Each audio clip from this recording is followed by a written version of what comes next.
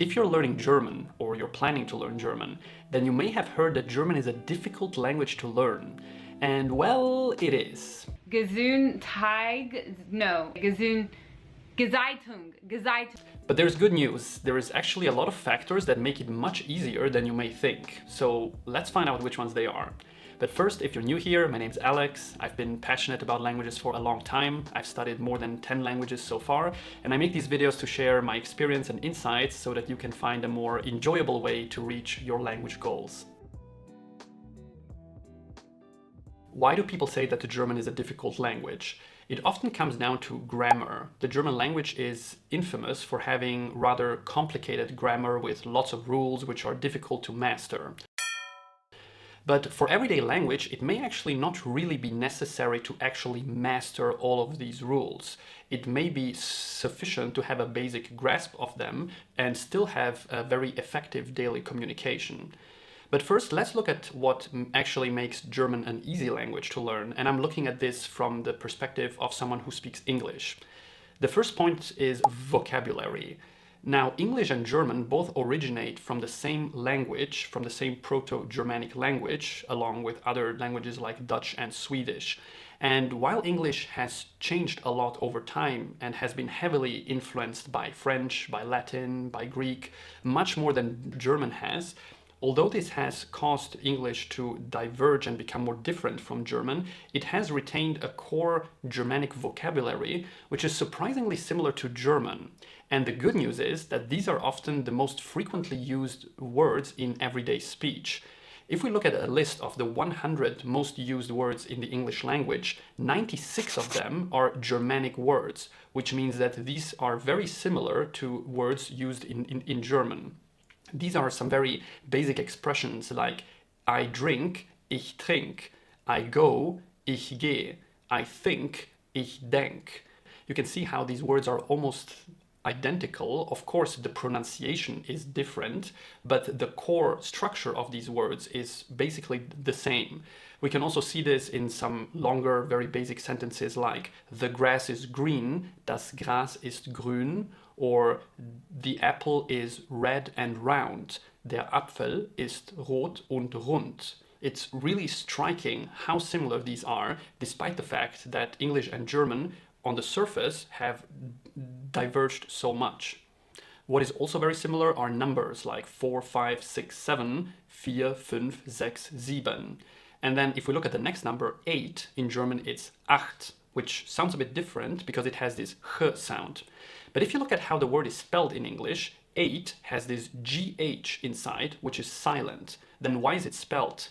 It is written like that because in older English, it was actually pronounced. The word 8 used to be pronounced echt in older English. And the h sound has disappeared over time, but it has still remained in German. So even though these words are pronounced differently based on how English is spelled, you can recognize very quickly how the word is similar to the English word. Another example is the word night, which also contains a GH, which used to be pronounced Nicht, and the German word for it is Nacht. Now, when it comes to the numbers above 20, German actually reverses the order in which these numbers are said. So while in English you would say 21, 22, in German you say 120, 220, 21, 22. But that is actually not that weird. There are some English dialects and there are some older forms of English where it was also common to say 120, 220. And this reverse order exists in the teens. When you say 14, 15, the word teen comes from 10. So you're actually saying 410, 510. And that is the same in German as well, 14, 15. And then German continues with this logic beyond 20 by saying 420, 520, while English after 20 changes to saying 24, 25.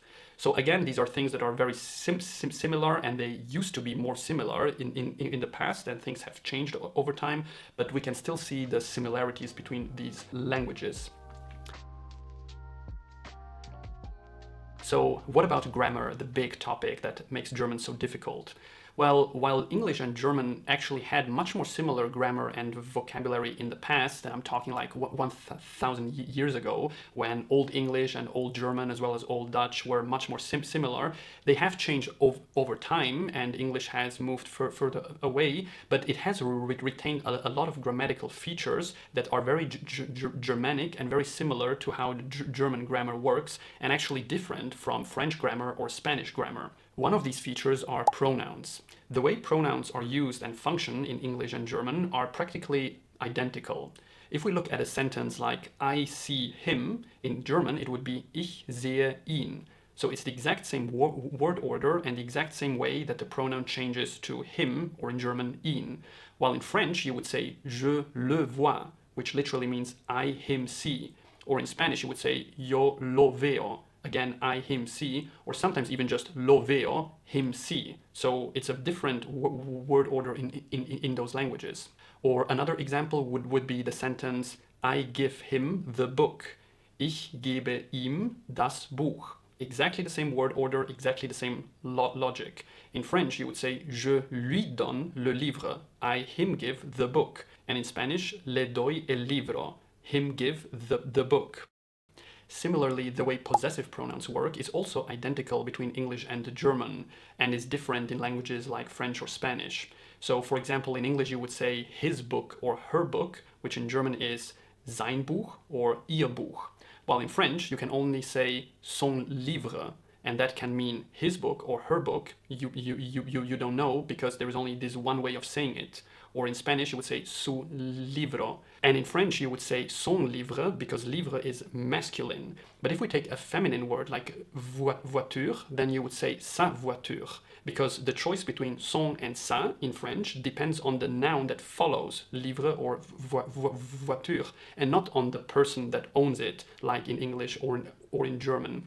And that is actually why I have sometimes met French people or Italian people who weren't sure whether they should say his book or her book, which to me initially seemed so weird. And then I thought about how French works and realized why they would find it difficult to understand when to use his and when to use her. But this would never happen to a German speaker, because German and English use the exact same logic in this context. Another similarity is how you use the word it in phrases like it is good, which is used in exactly the same way in German, where the word is, and you would say es ist gut. And you would not use this word in languages like Spanish, where you just say está bueno, which means is good, but it doesn't use the word it.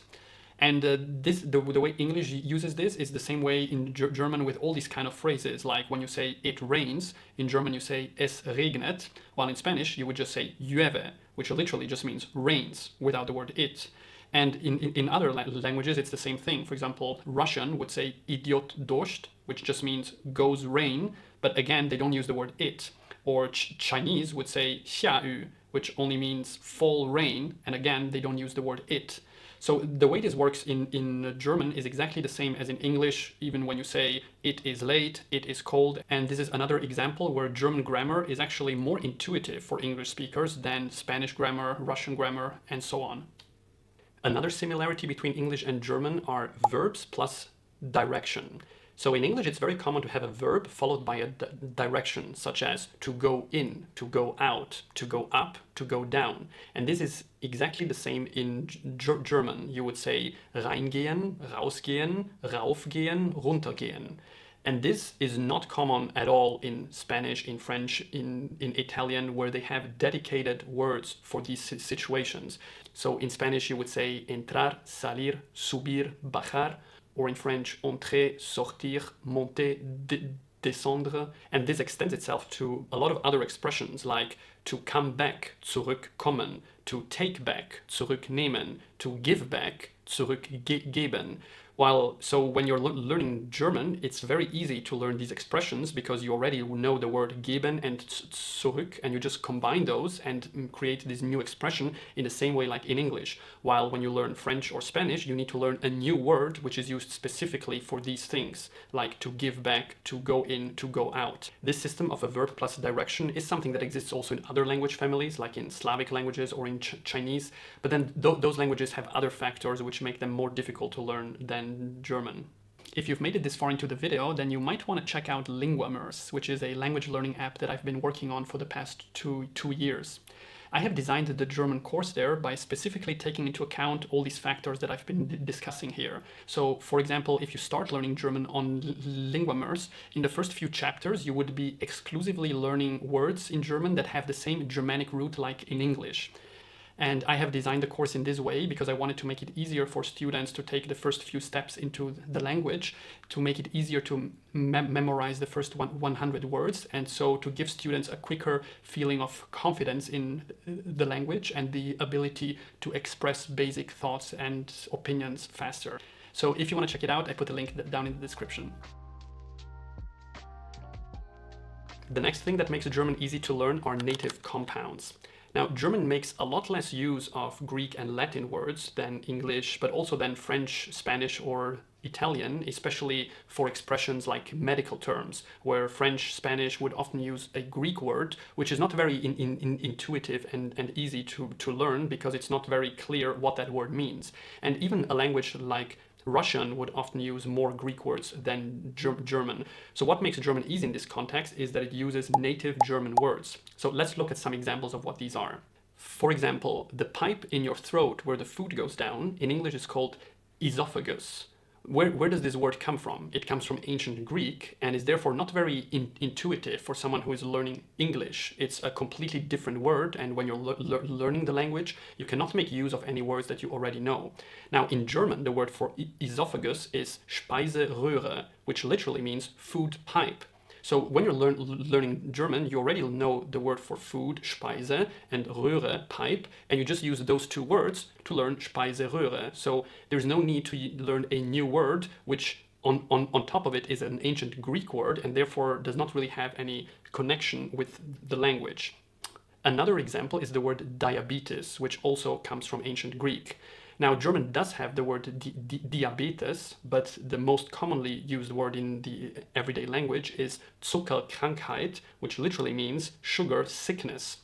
So if you hear the word diabetes for the first time and you don't know what it means, there is no way to guess what it could mean unless you know ancient Greek. But in German, when you hear Zuckerkrankheit, first of all, those are two very common words, sugar and sickness, so you don't have to make a lot of effort to learn this new word. And it's also much easier to memorize this word because it has a meaning. It means that you're sick from sugar. So you first understand much more easily what this disease is about, and it's much easier to remember this word because you can connect it to something. Now, if we leave the medical world, there are many other compound words used in everyday language which make use of native German words and are therefore much easier to learn and to remember. One example is a vacuum cleaner, which in German is called Staubsauger, literally dust sucker. Very easy to remember. One already knows the word for dust and the word for sucking, and therefore it's easy to remember that it's a dust sucker, while the word vacuum cleaner is a bit less clear and intuitive what it really means. And in Britain, people say Hoover, which is even less intuitive what that is supposed to mean. Or if we take a word like plane, an airplane, in German it's called Flugzeug, which literally means flying thing.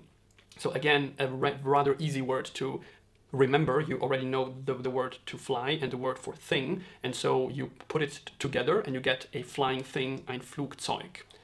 There are also some animals for which English uses Greek words, like hippopotamus, which comes from ancient Greek hippos, meaning horse, and potamos, meaning river. So it's basically a river horse. But that's not very intuitive to someone learning English because the word hippo and potamos are not otherwise English words, not otherwise used in the English language, and so someone from outside would have to learn these words from scratch. And in everyday language, people often just say hippo, which strictly speaking just means horse, and so is not really correct. Now, the German word for hippopotamus is Flusspferd, which literally means river horse. So they basically took the Greek word and translated it into German, and in that way made it clearer what that word actually means and what this animal is. The same thing happened with a rhinoceros, which comes from ancient Greek, rhinokeros, literally meaning nose, horn. And guess what the German word for that is? Exactly, Nashorn. So once you've learned the words for nose and horn in German, Nas, Horn, you don't need to make any extra effort to learn the word rhinoceros, which for someone learning English is quite a big extra step because it's a very long word which doesn't have any intuitive connection to what this animal is.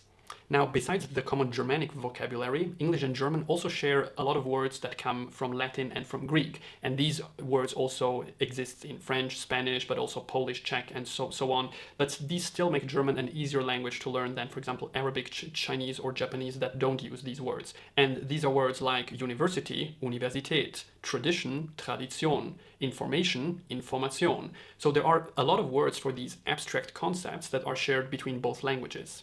So all these examples make German much more accessible than it may seem on the surface. That being said, German still has a lot of characteristics that make it a rather difficult language. One such characteristic is the case system. So while all Germanic languages in the past had a case system, Old English had a case system, Old Dutch, Old Swedish, and so on, most of these languages over time have developed in a way that they stopped using this case system. And among all the Germanic languages, the only ones still using a case system nowadays are German, Icelandic, and Faroese. So what exactly is a case system? Now, English actually also still uses a case system in a very limited way, for example, with pronouns. While in English you would say he, you wouldn't say I go with he, but I go with him. So the fact that you use the word with, the pronoun that follows has to change from he to him, or from they to them.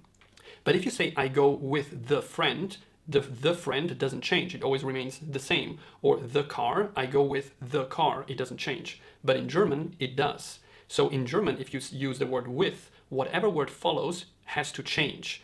And what changes? It's the article that changes. So the friend in German is der Freund, but when you say with the friend, it would be mit dem Freund. So the article has to change from der to dem.